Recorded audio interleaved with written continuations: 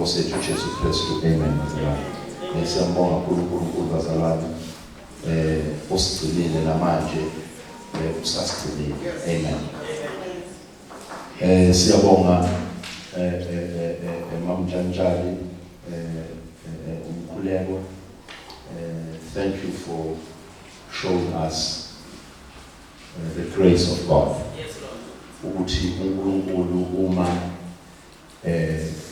ezodlula ingilosi yokufa izodlula ayizange ilunguze ngaphakathi ngoba akhona amanye amagumbi ayinabantwana baseGibhithe labo amshele khona nabaka-Israyeli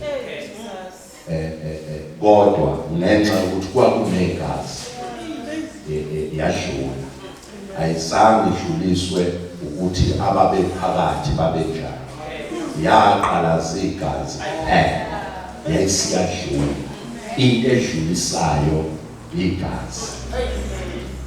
Siyabonga baba ukuthi usitshela ukuthi ngokukhula nokukholwa decisions can be taken, decisions that makes you feel uncomfortable, but because we are called, because ukholwa i-decision ayenziwa ukuthi ukholiwe ukhuliwe, i-decision yenziswa ukuthi you understand ukuthi ngalokhu ukholwa yikona okuzongcina kule decision.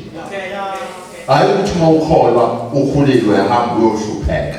I-decision ibanjwa ukuthi uyakholwa, ukukholwa ukuthathe la mhlushe kwakhona ungabuzwa wena ukuhlupheka. Siyambonga uNkulunkulu bazalwane. Bazalwane lithi iBhayibheli liyofika isikhathi la khona izwi selintuleka khona. Kahle kahle alisho ukuthi izwi elizolentuleka. Lithi ukuzwa. Abantu ngeke besaba nayo indlebe yokulizwa. Lizovele ikhona lapho. Kodwa manje ukulizwa is going to be something else. Because abantu ngeke besezwa lo bazoyizwela lento abafuna ukuyizwa.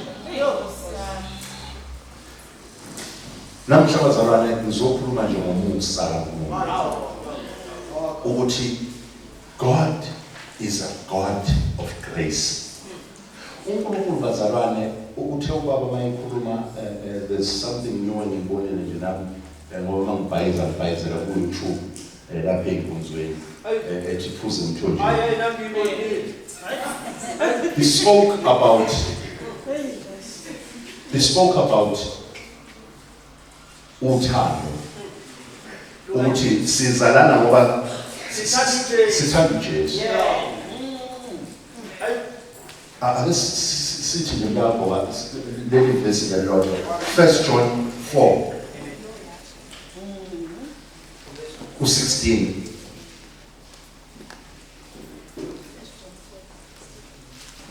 Thina siyalwazi sikholwa yilo loluthando uNkulunkulu analo kuthina. Cela sibambe lapho. Awuyiphindele eqaleni. Thina siyalwazi sikholwa yilo loluthando uNkulunkulu analo kuthina. Siyalwazi. Asigcini ngokulwazi. The problem is ukugcina ulwazini. Siyalwazi, siyalu-understanda. Let's not just know ukuthi uNkulunkulu uyasithanda, but let us understand. Uthi thina siyalwazi, futhi siyalu-understand.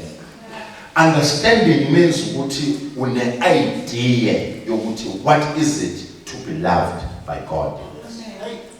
Hayi ukuthi ngithi mina what is it? Kusho ukuthi la sikhuluma ngama-actions. Umbone ekuveza uthando. Lithi wathandizwe akagcinanga lapho ukuze sili-understande waze wanikela. That's the action. Ngithi angithi hayi ukuthi ngilapho ngithi ngiyadlula nje bazalwane. It is very nice to these are the things that keeps us going. Bazalwane into ezosiweza ngaphesheya izwi. Singatitazana ngokunye nokunye, but the word, because the word liqaqinqa likunikeza a different perspective about yourself, about your decisions, about your life, about everything that uNkulunkulu akubekele yona emhlabeni. Amen. Silana ndibazalwane. Matthew 17. Asiqale lo ngoba verse 1 sigcina verse 8 to verse 8. Emva kwezinsuku eziyisithupha uJesu wathatha oPetru noJakobe noJohane umfowabo wavukela nabo entabeni ende bebodwa. Waphenduka esinye isimo phambi kwabo. Ubuso bakhe bakhanya njengelanga, izingubo zakhe zaba mhlophe njengokukhanya. Bheka kwabonakala kubo oMose noEliya bekhuluma naye. Wathatha uPetru wathi kuJesu, "Nkosi, kuhle ukuba sibe lapha. Uma uthanda, ngizakwakha lapha amadokodo amathathu, elinye libe ngelakho, elinye libe ngelikaMose, elinye libe ngelika-Eliya." Esakhuluma bheka ife elikhanyayo, laba sithi benza. Bheka kwavela izwi lifile lithi, "Lo uyindodana yami ethandekayo, engithokozile ngayo, izweni." Uthe sebezwa lokho abafundi bawa ngobuso babo, besaba kakhulu. Kepha uJesu wasondela wabathinta wathi, "Sukumani ningesabi." Kepha bephakamisa amehlo abo, ababonanga muntu, kuphela uJesu yedwa. Baba, izwi lakho linamandla, izwi lakho lishintsha izinhliziyo zethu. Khuluma kithi ngalo in Jesus name, amen. Lithi lapho iBhayibheli bazalwane, after 6 days Jesus taketh Peter, James and John his brother and bringeth them up into a high mountain apart. Now if you go to the book of Luke, now let's story bazalwane, the transfiguration of Christ. It's in the Gospel of Matthew, Mark, and Luke. In all the synoptic Gospels, wonke umuntu usho i-account yakhe ukuthi wayibona kanjani. Now, lithi lapha kuLuke 9, ngizothi nje lithi uJesu wabathatha ebayisa entabeni kuyokhuleka. Now, what surprised me ukuthi the most perfect man to ever live goes up to the mountain and prays. The most perfect man. Ukukhuleka bazalwane means ukuncika uNkulunkulu, ireliance uNkulunkulu. Lisho ukuthi yonke into yakho incike uNkulunkulu. Kusho ukuthi the most perfect man who had his own powers wayencike uNkulunkulu. This is Christ teaching us. Because uthi Jesu kubafundi bakhe esezobethela uthi, up until now you have not asked anything in my name.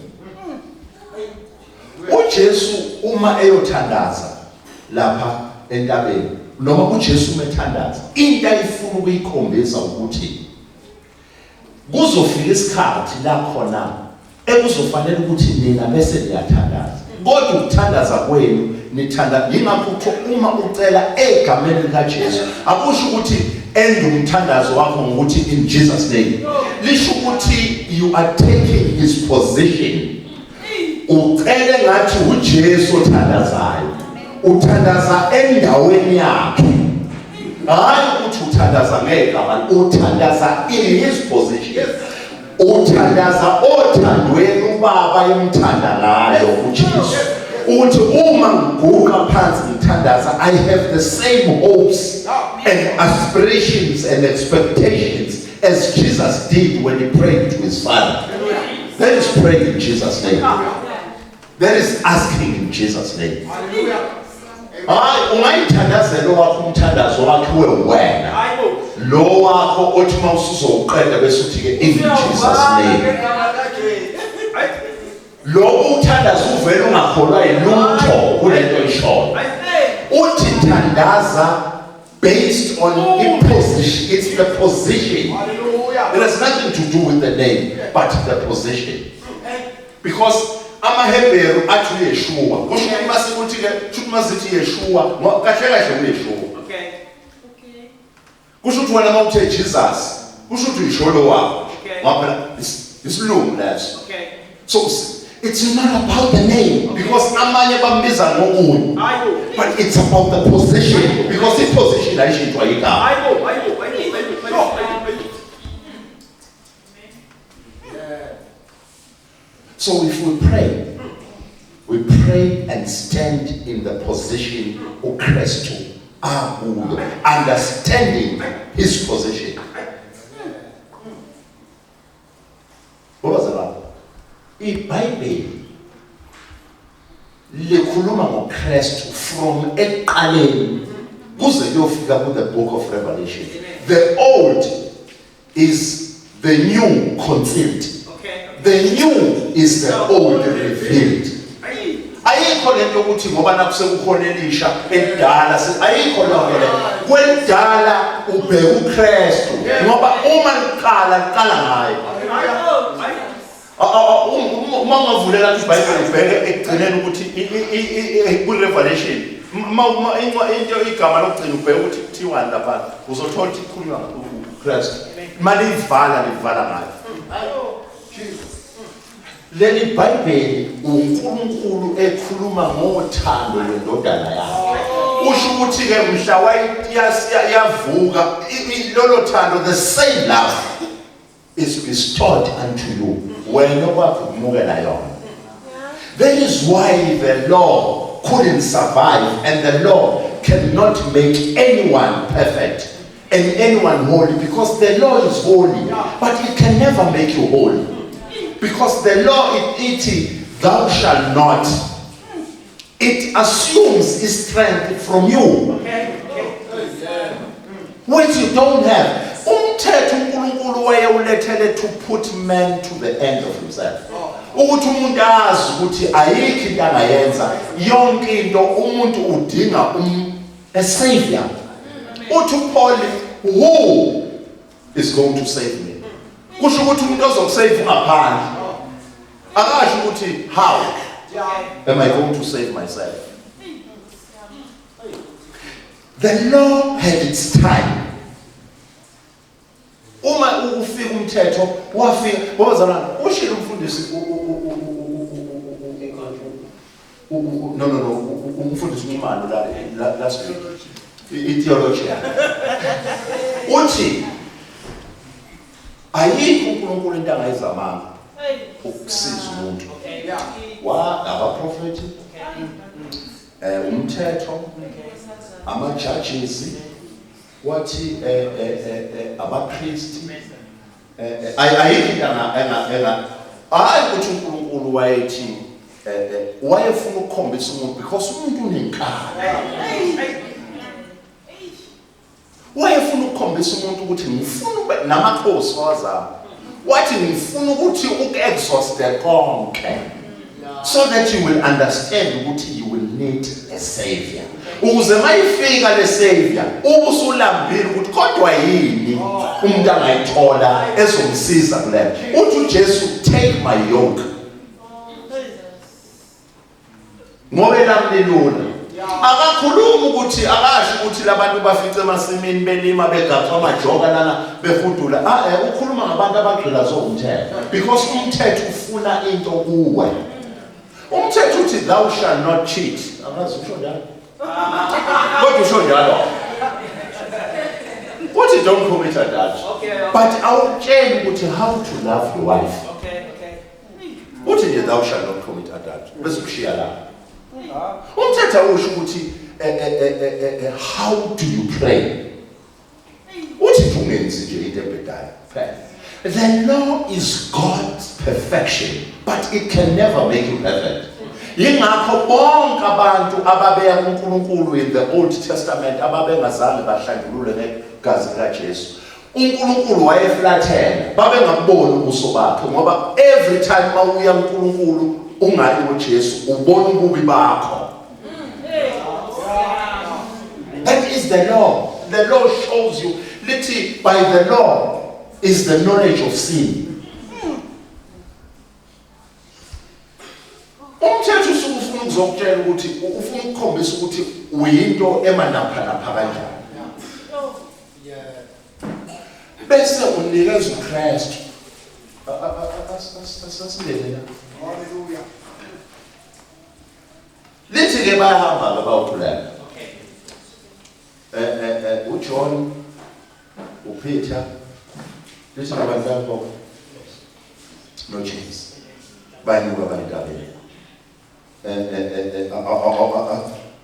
Asiye verse 2 lapho. No, siqhubeke ngoMatthew. Lokufuna ukuveza leyo kukhuleka. 72. Waphenduka esinye isimo phambi kwabo. Ubuso bakhe bakhanya njengelanga, izingubo zakhe zaba mhlophe njengokhaya. uJesu la usentabeni yothandaza. Uthandaza uJesu indlela uJesu athandaza ngayo enokholwa. Ethandaza kubakwakhe. Lithi wavele washintsha. Washintsha ubuso kwakhanya nje ingubo zakhe. Nizothi kuwe umthandazo. Uma uthandaza in the position of Christ, uzoshintsha ingubo zakhe. Ushintshe nesimo sobuso bakhe. Jesus. Siqhubeke lapho. Bheka kwabonakala kubo oMose noEliya bekhuluma naye. Wathatha uPetro wathi kuJesu, "Nkosi, kuhle ukuba sile lapha. Uma uthanda ngizakwakha lapha amadokodo amathathu, elinye libe ngelakho, elinye libe ngelikaMose, elinye libe ngelikaEliya." Lithi kwase kuyaqhamuka. Yakhulekwa lapha. Qhamuka uMose. Hallelujah. Waqhamuka noElijah. Now those two people in the Jewish nation, those are the two most respected individuals. And isn't born there's a reason why God uMose engazange amngcwabe ithuna lakhe laseliyabonakala. There's a reason uNkulunkulu uElijah ngamngcwabanga wamthatha. Ngoba ngaba simazi kwalo Jesu, ngabe sazi uMose noElijah. Because these two uNkulunkulu waye basendile, these were servants of God. And they were great servants. Kodwa they were saviors. Ngoba they were great in the Israel nation because uMose wahamba wayobakhipha. He saved them from something. But akawazange ubafaka. uMose wafika nomthetho. uMose is the law giver. Uyena wafika nomthetho. But thema sebewukhohliwe umthetho. uNkulunkulu wabuyisa uElijah the law ozobakhumbuza umthetho. Ababuyisele umthethweni. Ngoba basebekhonza iThixo, basebekho yonke into ekhona. uNkulunkulu wafuna ukubabuyisela uchaphela. Lithi iBhayibheli ungabi nabani. Kusho umthetho. Ungabi nabani uNkulunkulu ngaphandle kwakho. Wayezobatshela lokho uElijah. So these two personas, they typify something big what is right. Now lithi ke bafika ke nabo la. Babonakala sebekhuluma noJesu. Ukuthi bazocha asaza kusho lapho ukuthi bathi kodwa nje ngiyayizwa mina inkulumo. Ngiyayizwa inkulumo. Uthi omunye hayi nasafeka. Uthi nalona hayi namafeka. Uthi kodwa manje lesoconfirm manje. Kodwa siconfirm. Ngoba safika sonke. Kodwa ke manje usufikile lapha. Asikho lapho. Esakhuluma bheka ifu elikhanyayo laba sithi benza bheka kwavela izwi efini lathi lo uyindodana yami ethandekayo engithokozile ngayo izweni. Mina nje bazalwane ngizokhuluma lapho. Eyami inkulumo base la. Lithu Peter uthe sayibona lento le. Ake manje uyabona ukuthi inayo into yokuthi iba confuse kancane ngoba uthi uPeter sakha amadokodo. Amathathu. Ngamanye amazwi he's putting uJesu and all these people in the same level. Jesus. Yeah. The law restorer and grace ubeka yena in the same level. Because uthi awuyabona zafika amadoda inkunzi zami uyabona manje sekukhona Oliver Tambo sekukhona uMandela sekukhona uSibanibani hayi sekuphelile manje ke uyabona ke manje sesingenza yonke into ke manje awuqali umcimbi uma ubheka kulokhu lithi wakhuluma ngokungazi not knowing what he was saying esathi ngiyakhuluma lithi bheka lithi bheka kwasemanje ngakho esakhuluma bheka ifu elikhanyayo laba sithi benza bheka kwavela izwi efini lathi lo uyindodana yami ethandekayo engithokozile ngayo izweni. This is my beloved son. This one. uNkulunkulu akathumelanga lutho la athumelanga ngelosi athumela wayikhulumelayo ngoba zala uNkulunkulu ukhulume kabili kuphela kanje uJesu mayibhabhadisa uJohn uNkulunkulu wayikhulumela yena wathi lo uyindodana yami engithokozile ngayo uyamintroduce kwi-minutes uthi lo uNkulunkulu yi-introducela yena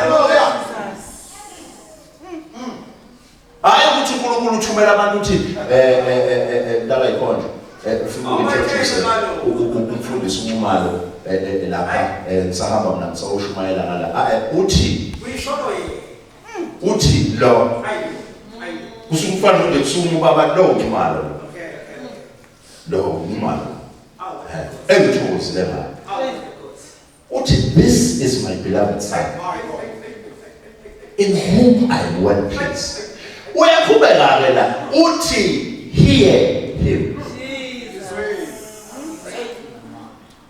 kusho ukuthi izwaneni yena lo ningadideki uthi hear him uzobona ukuthi emva ukuthi esho njalo kwenzakala kulaba abantu kusho ukuthi ikhona indlela yokuthi ufuna ukuzwa laba babili ungamuzwa the one that uNkulunkulu athokozile ngayo. That is the struggle. Grace is the gospel that we have to preach. Abantu abashintshwa ukuthi sibatshela ama do's and don'ts because iwona benza ababe ama-rebels. Abantu bashintshwa ukuthi ubatshele ngothando lukaNkulunkulu ukuthi uNkulunkulu ubathanda kanjani. Ngoba grace is not a doctrine. Grace is Christ.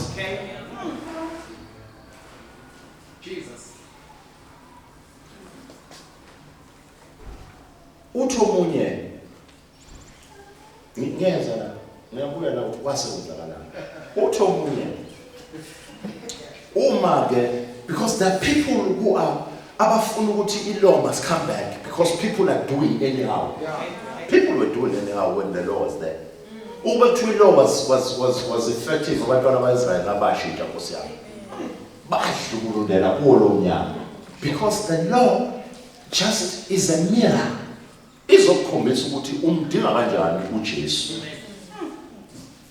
Uthi omunye kusho ukuthi ke uma umthetho singasaphili ngaphansi kwawo kusho ukuthi abantu bazophila noma kanjani. Uthi uJesu bazoJesu bazalana kodwa bakithi uJesu uthi I am leaving you with the Holy Spirit who will lead you to all truth. Hayi some uthi all kusho ukuthi umoya ongcwele uletheni into a different type. Umoya ongcwele uzokufundisa, awusho nje ukuthi thou shall not go to the pub, but uthi uma ungayi kwi-pub nayi indlela yokungayi kwi-pub uyophuza. Umoya ongcwele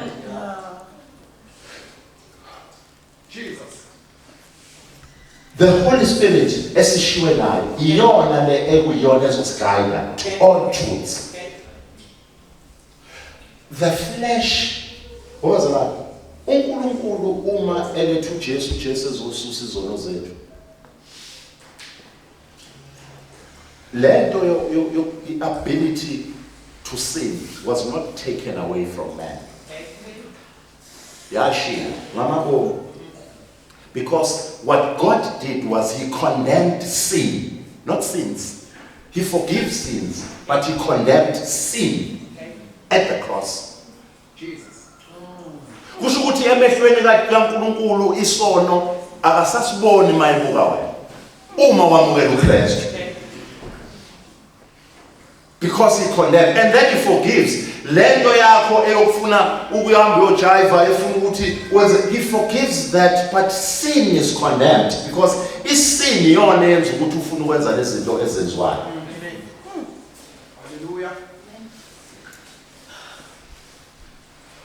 Ngoba sizobukela phansi into eyenziwe esiphambanweni because we are busy looking at ourselves as if ikhona into esingakwazi ukuyenza. We are busy listening to other things that are not the true gospel.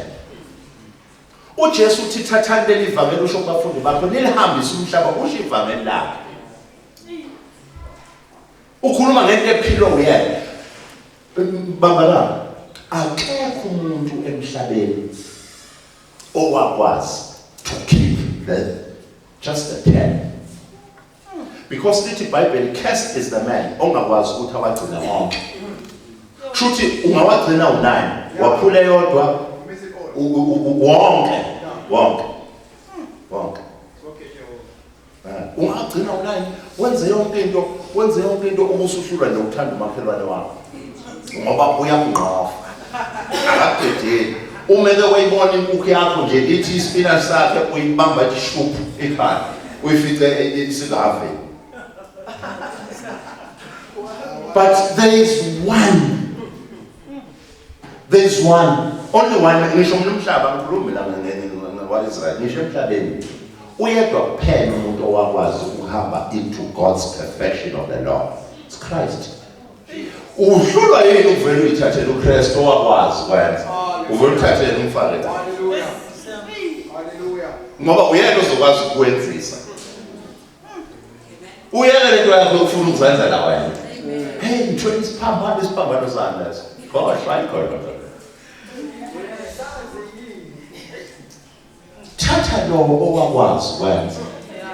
Ukhohlwe lento ufuna ukwenza wena. Awuyeni ungathatha lo owakwazi kwenza. Thatha lo owakwazi. Lo kuthiwa ngithokozile ngaye. Uyena lo fanele umthanda. Ngoba kongathokoziwe ngawe, kwakuthokozwe ngaye. Akasho ukuthi ngithokozile ngoMose noma ngithokozile ngoElijah akasho wena. Uthi lo, because these were servants, but this was the son. Uyena okhulunywa ngayo from the beginning of the Bible to the end of the Bible. The Savior who is going to save all our lives.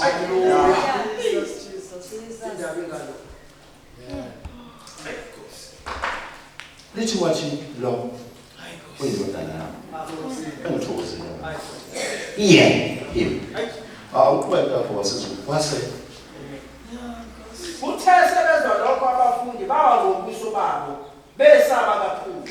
Kepha uJesu wasondela wabathinta wathi, "Sukumani ningesabi." Kepha bephakamisa amehlo abo ababonanga muntu. Kepha uJesu kuphela. Okay. Emva kwalokho kusho ukuthi the law and the prophets agreed with what God was saying. Ukuthi lo uyena nangu okufanele ukuthi izwe. They agreed. Base beyahamba. Lithi emva kwalokho kwasala yena. Yeah. Uyalaphela bazalwane. Hallelujah. Asizweni yena. Awuye lapha ku Jesus. ngifuna sibone ukuthi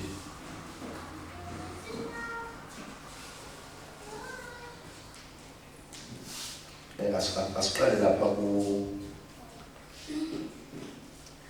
Romans 3:20.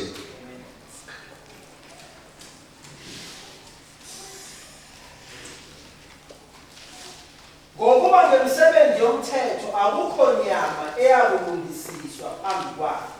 Ngokuba ngomthetho kukhona ukwazi isono. Akukho nyama eyolungisiswa phambi kwakhe. Ngokuba ngomthetho is the knowledge of the sin. Umthetho uzokuvezela ukuthi wonela kangakanani. Lithe emva ukuba sebeyibonile yonke le kwasala yena. Yedwa lo ethiwe akazwiwe. Hear him, not hear them. The law and the prophets, they bowed.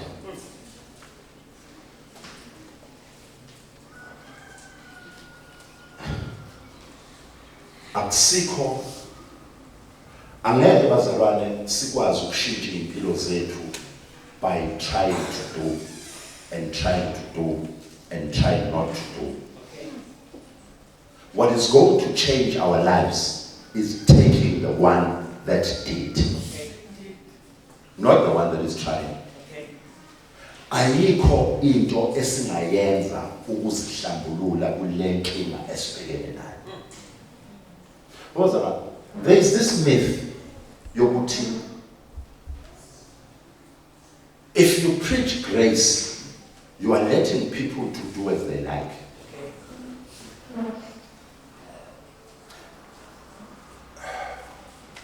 Bazalwane, anything is open to abuse. Grace is open to abuse, just like the law. Kunaba abantu abayisebenzisa igrace bidlapha just for them to serve their own purposes. Angikhulumi ngaleyo nto leyo. Ngikhuluma mina ngokuthi akekho umzalwane othanda uNkulunkulu othi uma ke kwasuswa into ethi ungakwenza ukuthi isho ukuthi leyo nto angihambeke ngiyobona ngempela ke manje. It's the Holy Spirit that is guiding us now to all truths, because trying is what is going to make you fail and fail and fail again. uNkulunkulu usithanda kanjena nje usinikeza indodana yakhe yingoba uyabona ukwehluleka kwethu ukuthi siyahluleka kuyisave thina. We have tried and the law stayed for 1,500 years. Tell me the impact eyayenza bese ubuka what grace did. Laba abafundi babo 12 bese Paul the apostle of grace babo 12 akekho umuntu ongamazi uJesu okhona emhlabeni kuma abantu abo 12 akekho umuntu ongamazi uJesu emhlabeni. The impact eyenziwa ukushumayela nje indoda yaseva abantu Christ ukuthi ngaye, when we hear him, all we need to understand, brother, is that what was done at the cross, ukuyibukela phansi, is to deny what God has done. Uyitshele wena ukuthi nawe unamandla ukuthi khona into ongayenza to make things work for you. God, it's finished. What it is finished. Kusho ukuthi kuphelile. Akusekho kunye okwenzelwa emva. Kuphelile. Wenze konke for humankind. Okwakho ukuthatha lo oqedile uhamba. Musufuna uqala lapho uhamba. uyihambele wena ngamandla akho.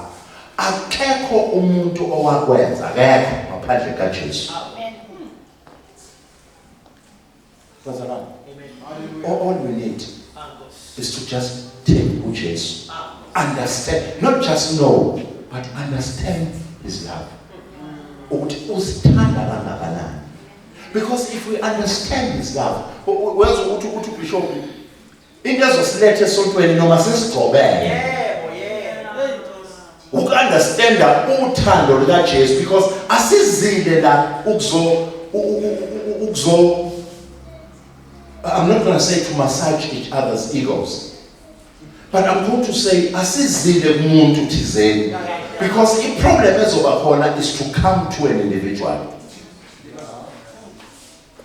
Ngokuze kimi ngempela abantu laba sizohamba silimazana.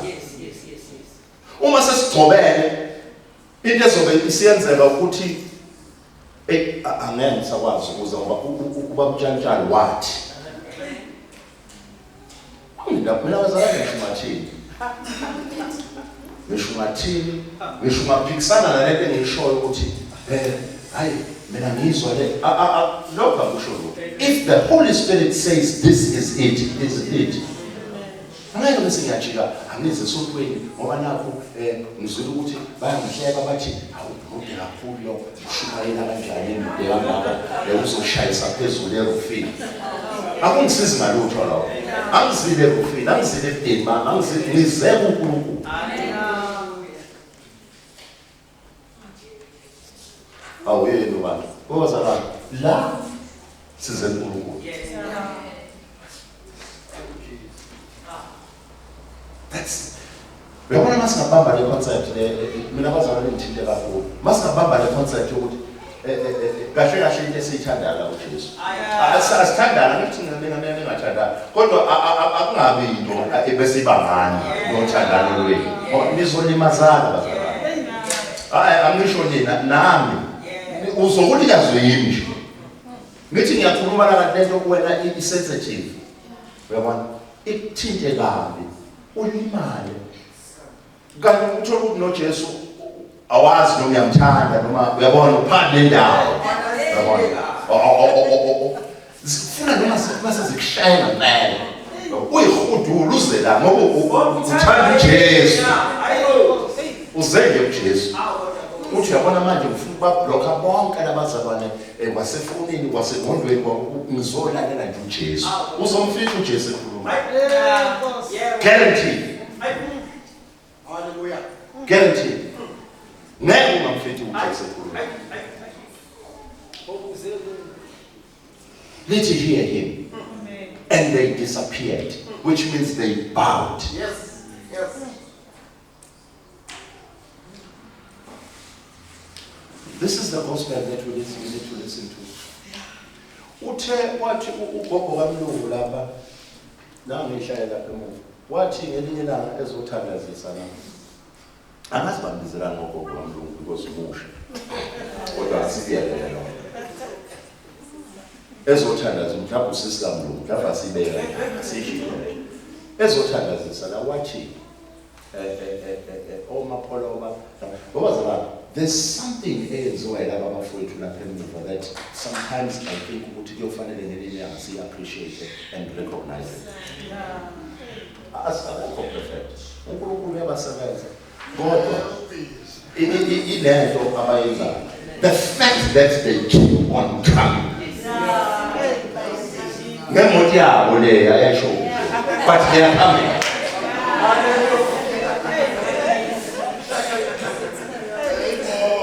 Uthi bafika bezomkhalisa kuthiwa abantu abakhalayo ke laba mawukunenkinga nje ubiza bona bezokhala. Kuthiwa bafika lapha bezokhala uthi ugogo kaMlungu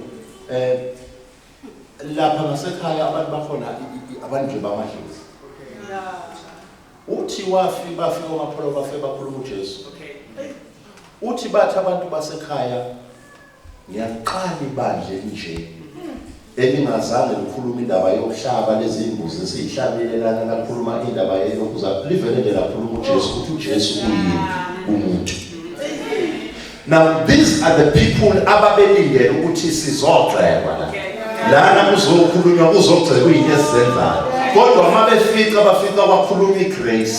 The grace that changes things.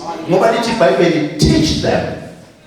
The book of Titus, it teach them grace. The grace izenzele yona. Now this person uma esekhuluma kanje uyamuzwa ushumayezekile. Usefuna ukubona abantu who is this Christ owenza abantu bakhulume kanje. Bangakhulumi ngokuthi indaba yembuzi, khoshwe imbuzi zabantu. Uhlangana nje nembuzi zabantu. Umuntu mayehlabela imbuzi yakho ungena tshela umuntu ukuthi uyabona nje usihlabela imbuzi. Into uJesu akuthanda yona. Ngoba uzotshela umuntu ngembuzi yakhe azayitshela ukuthi uJesu akasamthandi ngoba nathi esehlabela imbuzi. Hawu ngiyakhuluma ke manje. Ngithi mina uJesu njengoba uyihlabela lo mbuzi usakuthanda. Ufuna nje wena. Ufuna uphendukele kuyena. Understanding ukuthi the final version of uhlaba kwenziwe siphambana. Umusuqedile lapho. Umusuqedile. Because God takes us from 34, 64 to 104. Musu ukuthi mawusuku 60 musu ya give up ngoba abantu sebethi wathi lona akasayenzi lento mbukeni. God is working on you. God is working on you. Owethi ukusitshela ukuthi don't give up. Ukutshela ukuthi don't give up. uNkulunkulu usasebenza nawe. Musu ukuthi ngoba usubona ukuthi ucambukela usuthi sebezongibona isonto ukuthi kanti futhi ngiseyile yanto ayiyeke. Ake ngihlale nje.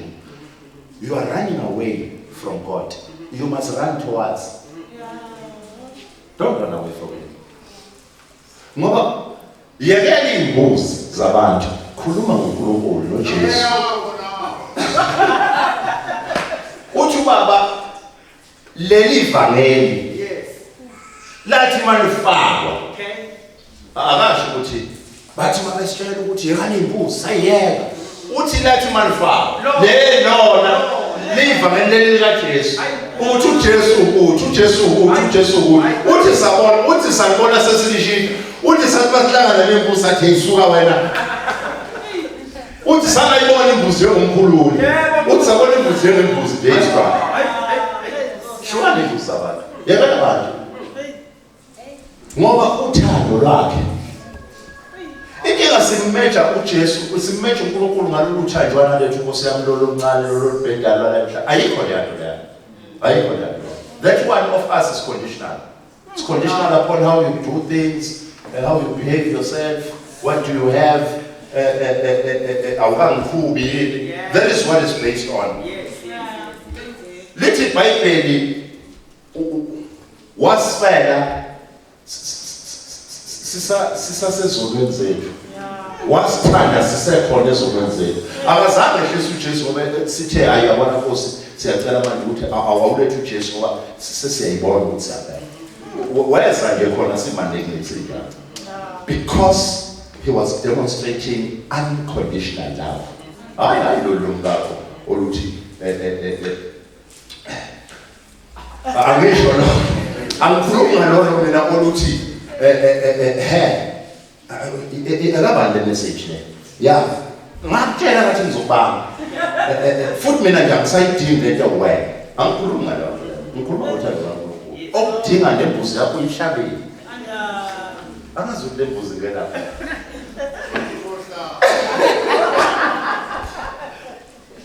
aspende ndabo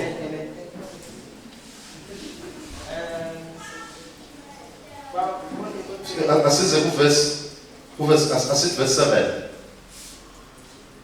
Yes, Wasero hayi uMatthew ndabo 17 verse 7. Kepha uJesu wasondela wabathinta wathi sukumani ngesandla. Kepha bephakamisa amehlo abo ababonanga muntu. Kuphela uJesu yena. Lithi iBhayibheli uJesu wasondela kubo wathi sukumani ningesabi. Now lokhu sondela kwakhe akazange bathinte nje kuphela, wabaphakamisa abayisukumelanga. This is the prize, wabaphakamisa. Into ezokuphakamisa uyena ekusabeni kwakho, what is going to make you rise is his touch, which is not a touch that ekuthintayo, but the touch that lifts you up. Not your effort, but his touch. This wabaphakamisa ekusabeni kwakho, he lifted them up. Yes, bravo. Besehla entabeni uJesu wabayala wathi, ningatsheli umuntu ngombono ize ivuke indodana yomuntu kwabafileyo. Nansi into enxalo kwabona. Le yokuthi akungatshelwa muntu. And I'm asking one to how. Sekwenzeke igama elingaka. Sekwenzeke izinto akungatshelwa umuntu lombono. Kuze kuba uyabeka kuze kube indodana yomuntu iyavuka. Now uJesu comes at a dispensation yomthetho. He lives under law, but he walks grace. Uzokhombisa ukuthi nansi impendulo kule dispensation.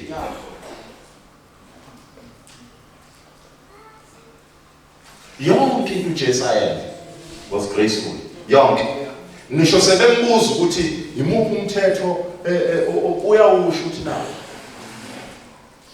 Akasho ukuthi bambani wona, uthi nje umthetho uya-answerisha. Abantu bathi uJesu wathi uJesu uthi umthetho uyambuza ukuthi imuphi umthetho okuyiwona number 1. Uyamphendula. Yes. That was an answer. Oh, the answer was that was an answer. Uthi ningasho. Usethi umoya engcwele, the only reason why kwakungashiwo kwangafanele basho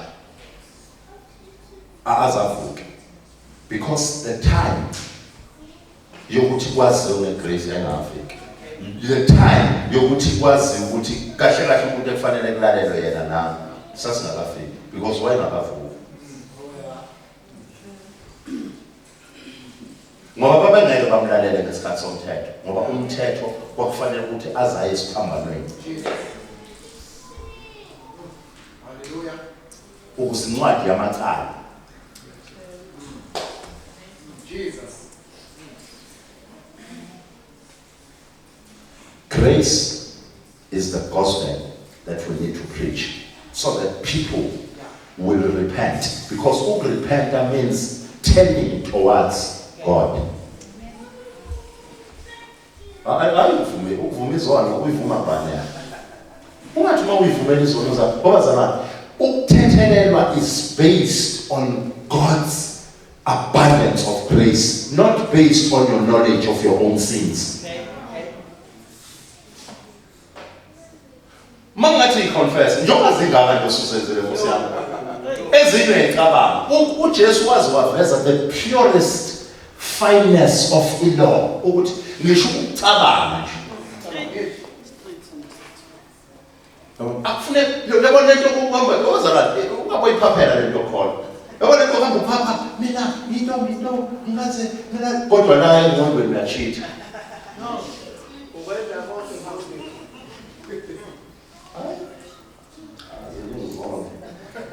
Ndizokhuluma ngomusa. Umusa kaNkulunkulu ohambela noma ngabe bani. uNkulunkulu uyabona lento esho ukuthi utshantsha mina akazazi zama understand. Yavela understand kodwa yena uyaunderstand. Hlukana nokunderstand yini. Mina I'm limited. But God in his love has no limits. Ukuthanda ubheda mabheda. Awuyithambani yobheda. Ngoba inkinga ukuthi abantu bayitshela ukuthi uthi Paul, where sin abound, grace abound much more. But abantu ushukuthi asambe siyobona. Uphuphu nje lokho. Ngoba lo mbuzo lo ubuzwa umuntu ongamazi uJesu. Uma unoJesu ufuna ukwenza iperfection kaJesu. Uhlulwe umhlaba kodwa intention and your understanding ingakho uhambe ulokhu nje ziwa lezinto kancane kancane. Ngoba zalwana asiphumi thina lokuze umusa wakho lokuma. It's by God's grace. Mina nje mangikhuluma ngegrace ngikhuluma ngami. Umusa kaNkulunkulu. Kwabona ukuthi ngiyashumayela. It's God's grace. There's nothing to do with me and my actions.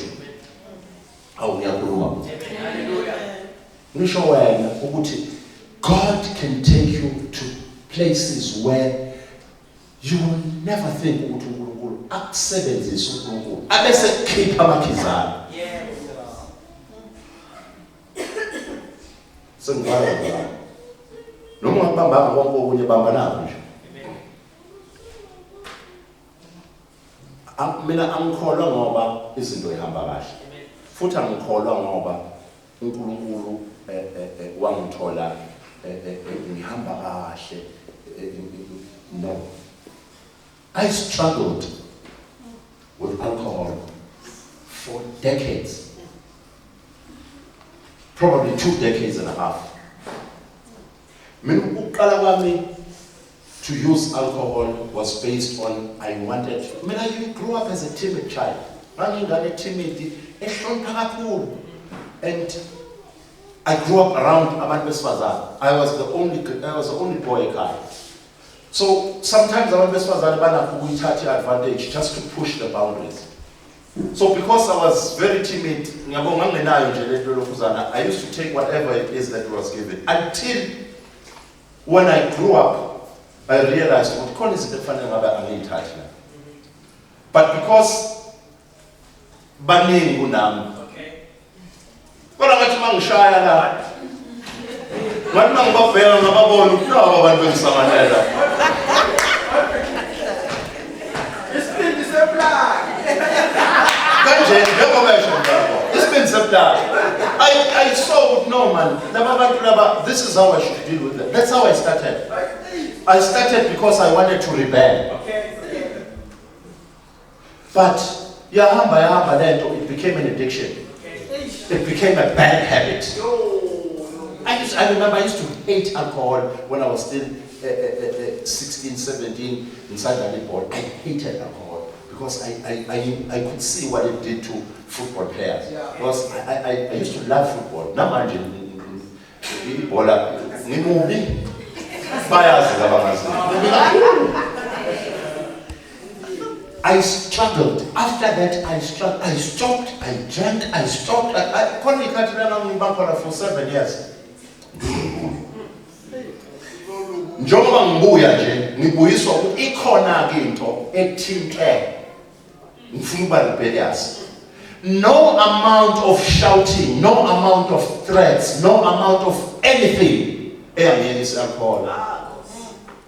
Ngiqale mina 3 years ago, I took a decision. Ngathi utshwala angisafuni ngoba vela kaze osamsebenzela relationship yakhe la.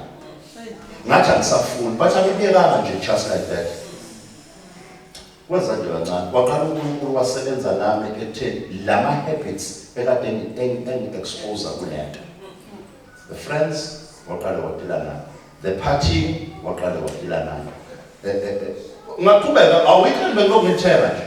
Ngishaye kuye ngibona umzalwane buye ngishayela eceleni 34 ngasuka ku 64 kuba kuyazi I told him ngathi baba ukhona la khona engangibona ukuthi uthe kusuka utshwala base kuthi angimanje ephathini I will never drink whatever places I will never drink but base kungihlasela base ngihlele ngayo.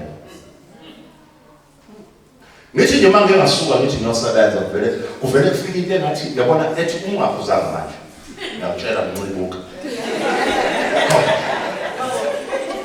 mangaphuzanga manje ngincibuka yini manje ethi nje manje thenga 6 nje lo ncwa washaya mhlawumbe 6 Hayi ngokuyakhuluma bazalwane.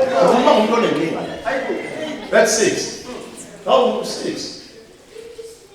Manje mina kodwa uNkulunkulu ngempela ucabanga ukuthi wena uzosebenzisa kanjani umuntu onje? Wathi ngifuna wena. Wena we6. Ngifuna njengoba akusikho ukukhuzwa abantu. Okugcine kwamenza ngicela ngikufonele Bishop. Ngisakufonela. I took a decision. Njengoba esho uBishop, uyabona le verse ekhuluma la I sat down. I took a decision. Ngathi Nkosi, uyabona ke manje. This is the time. Yes. Manje, this is the time. Angisafuni lokhu sikhuluma into eziningi la. This is the time now. Because lento ayingisizi ngalutho. Nalento yokulokhu back and forth, ayingisizi manje. This is the time. What you do, the only thing I will do is to help you in your decision. Ngithi uma ngithi ngiyasuka nje. Ngithi ngiyahambela ngiyosebenza. Awuyibuza ipole lento i6. Iplento le lokhu ivuka la ithi awushaya nje. Iplento ukublock yabona.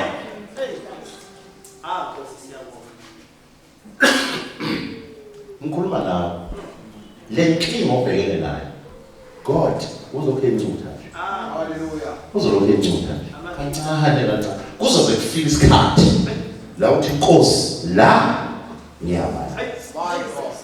Athi uNkulunkulu because now you've realized my power because only grace could save me. Ngobazalwane bekungeke kulunga ukuthi uBishop kube uyena ongisaveayo kule nkinga yami. Iyodwa phela uBishop itangitshelayo wathi kanjani. Uyazi ukuthi yini lento athethe mawuwena ingoba kunezinto that you haven't dealt with inside you that ekufanele ukuthi udile nazo wena wedwa. Because if uhlulwa ukudila nawe vele lento izolokhu ikathekile.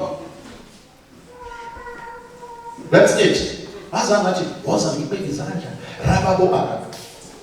Wase ngishiya kanjalo futhi. Abazange ngibuza ukusabuza. Usuyekile manje. Uzokhuluma kanjani nabazalwane wenza lento? Zange ukusho lokho. Bongitshela nje kanjalo nawamshiya kanjalo uNkulunkulu wasebenza. Wama ngokuthi izwi ulijijelile kwabo. That's seven. Up until I said now. But now, it was the grace of God. Hallelujah. Hallelujah. Yes. No amount of shouting. Nkosi yami athethe. Kodwa njani kodwa wenzani? Nkosi yami kodwa njani? Ngivele ngithi uyabona ke lo. Akuthi manje lento isuka ngomuntu wesifazane. It's the rebellion against a woman's word.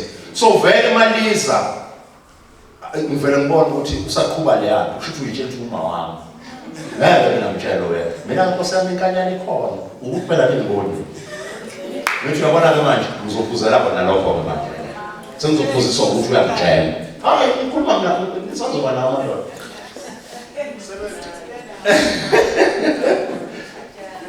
yeah until the grace of God.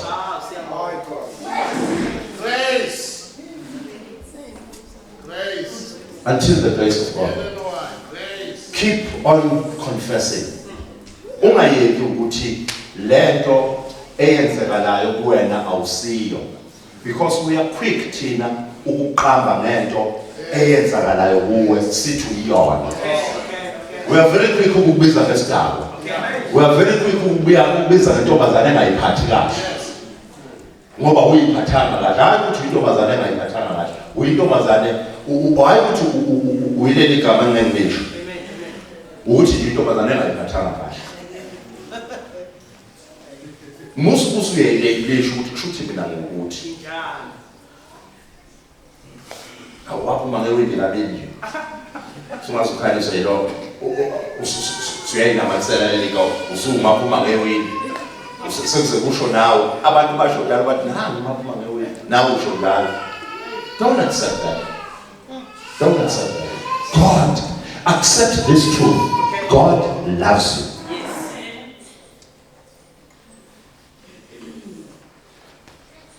Take a decision ngikhumbula ukuthi i-decision ngayithatha sakhulekela lakudala but ayenzekanga ngaleso sikhathi. I want you to take a decision let it happen and let God. uNkulunkulu yena ozokusiza kulento obhekene nayo.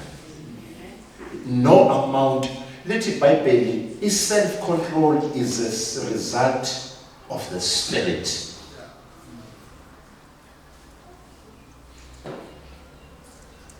Not the result of the flesh. Iyawasha ama result of flesh.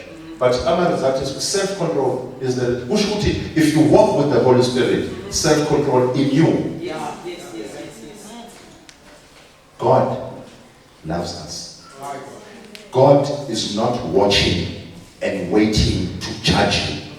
God is waiting for you to repent and turn your face unto Him.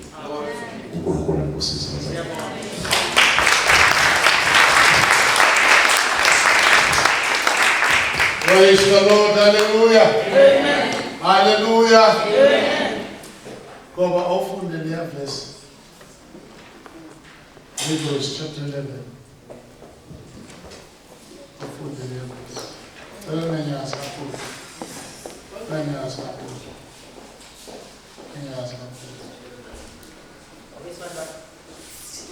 Yes. I don't know why. Ngokholwa uMose sekhulile. Ngokholwa uMose sekhulile. Sekhulile. Ngicela ukusho la manje bese sithandaza. Incane challenge onayo. Hayi, kufanele simlekelele.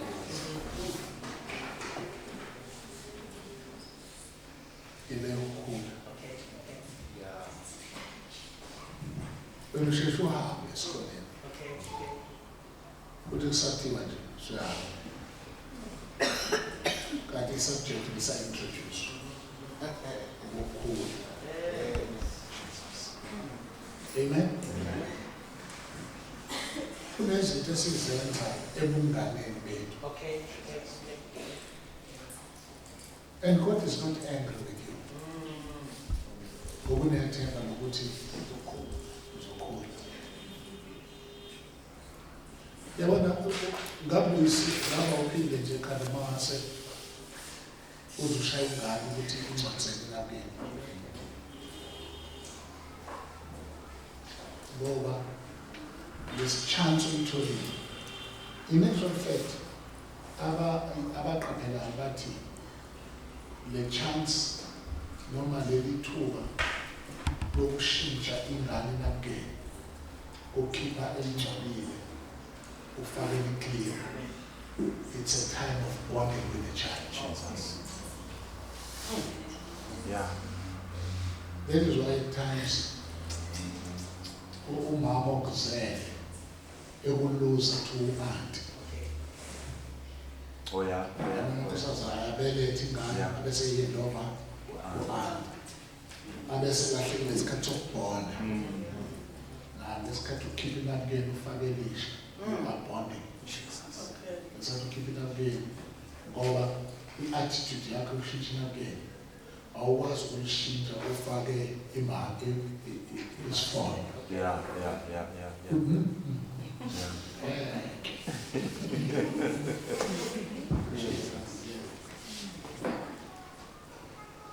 Ulishintsha amakhala evuliwe.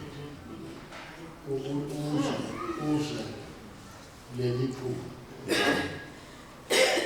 Lamakakengane. Kodwa still umuntu meyibuke ebusweni akubona mama ethe kudlalisa ingane. Nizinto ngisho. Mama ethe kudlalisa ayikaphile. Ayikaphile kodwa uyidlalisa ikaphile. Awuthi mawuyishintsha ubambela.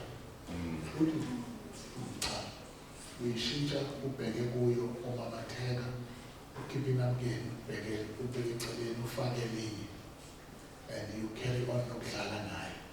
Kuthiwa ngalo sikhathi you are bonding with the child.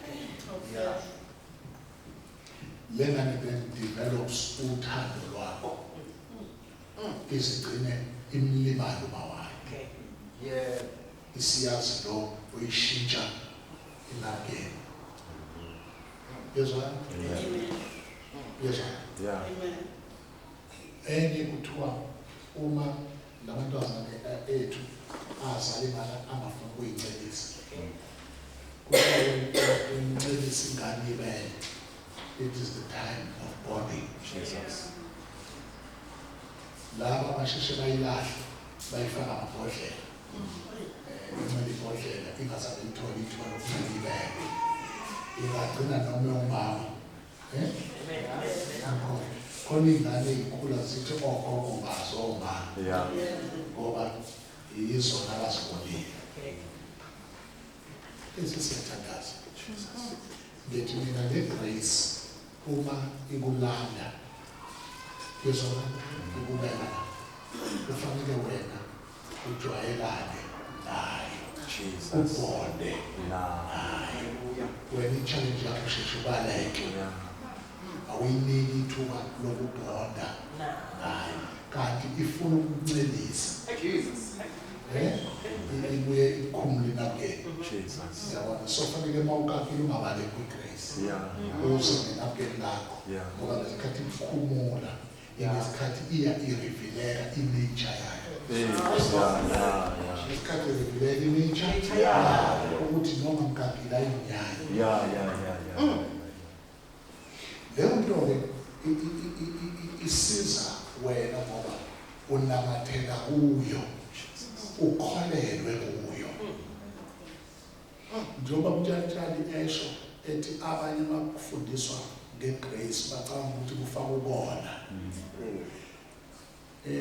igebengu zikhona yonke indawo imbese engadalelwa ngumgwaza abantu Jesus owe uqoba inyama nokwenza kodwa khona awusebenzisa ukubulala ngabantu so akubose kusho umbese ungaphinde wakhiwe nje okumbese uyingozi awuyona ingozi umbese umuntu osebenzisa ubungozi.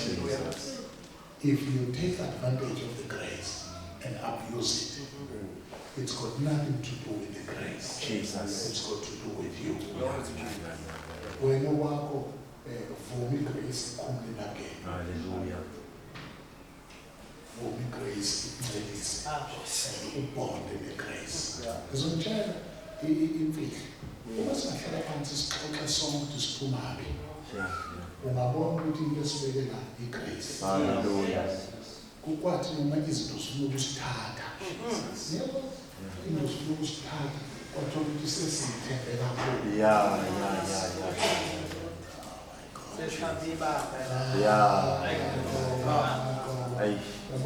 kodwa igrace inkinga yethu igrace ungena emgodini bamnyanya igrace ingene lapho igrace ayingene ukungcola ngenxa yakho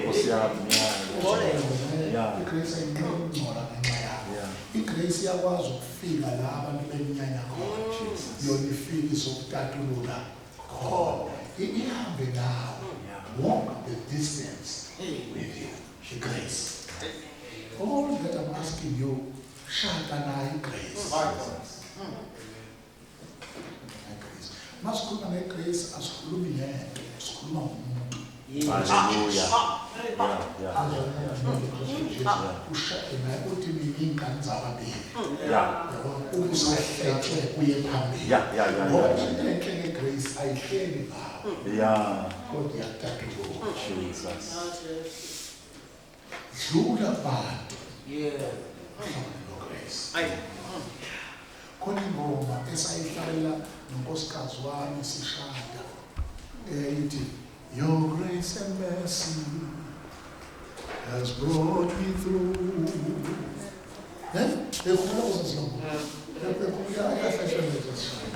Sit your grace and mercy has brought us through. Yes, any grace remains. Yes, but it remains now. Yes, ihamba nawe igrace ihamba nawe sewulahlile. Grace will never disappoint you. Yes, grace will never disappoint. Abantu babona bekhlekela ngoba wenze into ethandwa yiyo. Yeah. Ngiyazwana? Kodwa igrace iyamangaza igrace. Igrace ayiphoxo wena. Ake ngibheke ngishahle seconds. Igrace idlulile ekuphoxekeni. Hey, Nkosi yami. Yeah. Hallelujah. Umphoxe umfundisi wakho. Yeah. Umphoxe u-elder wakho. Kodwa igrace ayiphoxeki. Yeah. Ngiyazwana sana. Igrace ayiphoxeki. Yeah. In actual fact, into eyagcina indodana yolahleko ehlala ayigcinwanga uyise, yagcinwa igrace kayise. Hey, Nkosi yami. Yeah. Ukuthi umise ehlala mayicabanga ngayo ingacabangela umuntu okubalekela. Yeah. Yangacabanga umuntu ofanele ngibalekela ngoba ngihamba nempahla. Ngiyabona ukuthi noma impahla zingekho kodwa ngabuyela. Yeah.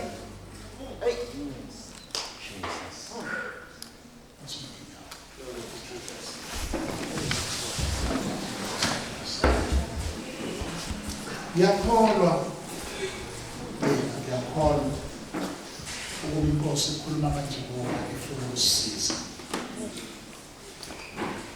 Yabona njani akwenzeki ukuthi uNkulunkulu abantu angazi bayibamba lento.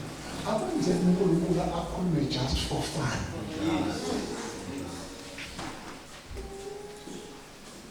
Ngiyacela lento ayingene kini izike.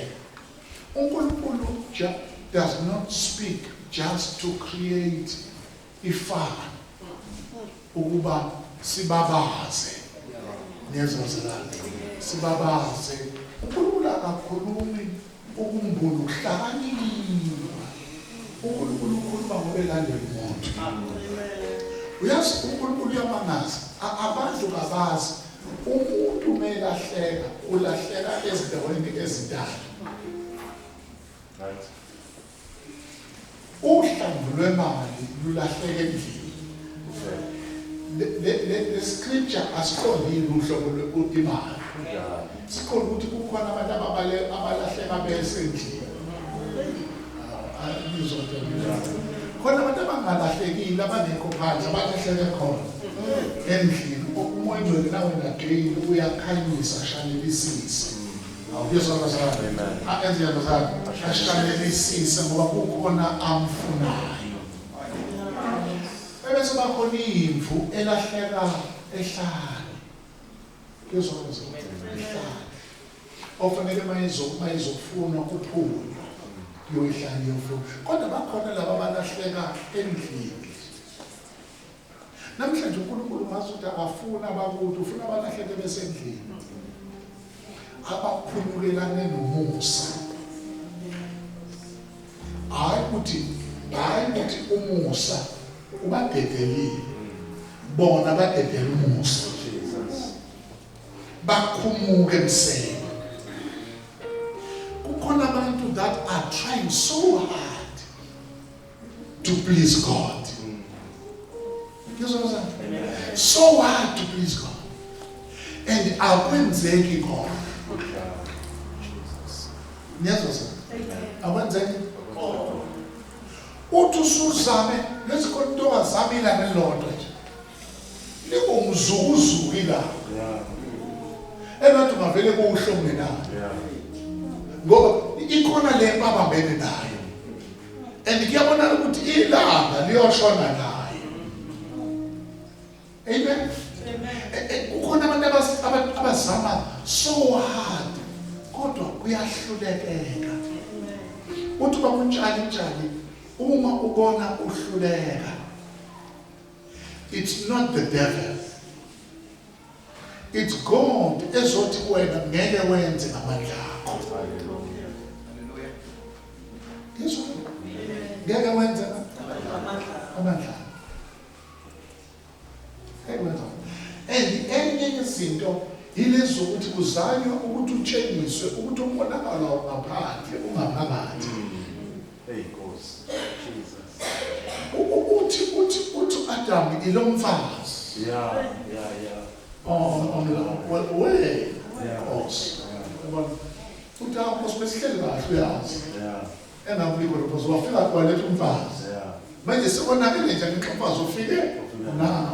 Na uNkulunkulu uthi no. Akonakele ngemfazi ekufike naye. konakele ngoba konakele ngaphakathi kwena. Into efanele uyilungise yilethi Nkosi ngibambe ngesandla. Bambeleni Nkosi. Ngelanga ngakhuluma ngento la ngathi uma wayithi bangabehamba nawe edolobheni sebancane. Yabona? Sebancane. Wayivela akuthi xhakathisa. Akuwena ufanele ubambelekile, yena obamba wena. And uma uyamxaka isikhali esincane sakho. And laba bantu bazohlangana avele mele wadlula yena. Nawe uzodlula la edlulela. Laba baphoqeleke ukuthi bahlukane ngoba khona usedlulile. Obambe lo ngabadlula. And lo sedlula kamdideli lo. That's what Christ does. Igrace ukuthi ixhakathise. Iyodlula nawe. Yabona khona lapho basala uthole. Ukuba ngakubamba into engabanjelwa khona. Ushuthi khona la uJesu adlula. Wadlula kanti ukubambile. Manje wena ulinethi awumdedele kuphume ngale. Uzophuma la iphume khona. Kuphoqele laba abazodlula ukuthi abahluka ngabadedele. Ngoba ngaloku akekho hamba. Ibambe Nkosi. Ibambe Nkosi. Ibambe impilo engibhekene nazo. Ibambe my habits. Angibambileyo. Ngeke ngikwazi ukudlula ngamandla. Kodwa mangimanje strong. Wadlula yena nami ngizodlula. Ibambe Nkosi. Ufuna ukuthandaza nomuntu manje sesiyagoduka. Othi ngibambe Nkosi. Namdedele ibambe. Uma ungangidedela ngiyodliwa yimpisi. Ibambe namdedele. Ufuna ukuthandaza nomuntu sesiyathandaza. Sesiyagoduka ukuthi Nkosi ngibambe. Imina lo ngibambe. Mawungangidedela ngoba history. Mawungidedela kovalwa amehlo. Nkosi, I'm so dangerous. Ngiyazizwa ukuthi kohlakazeka imindeni. Kohlakazeka izinto, kophela abantu, kofa abantu. Uma ungasumdedela. Ngibambe Nkosi. Baba siyabonga. Egameni likaJesu Kristu. Shayeli izwi lakho. Uzwakele ukukhuluma nathi. Emva kwemini nje siyanikela kuwe ukuphila kwethu. Qhubeka nomsebenzi omuhle wenzayo empilweni yethu. Usiphathe ngobele bakho. La sihluleka khona. Wena ungamandla ethu. Ungumpriest ozwelana nathi.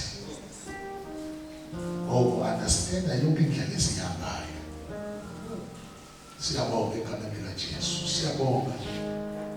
Ngalaba namhlanje bebehluleka.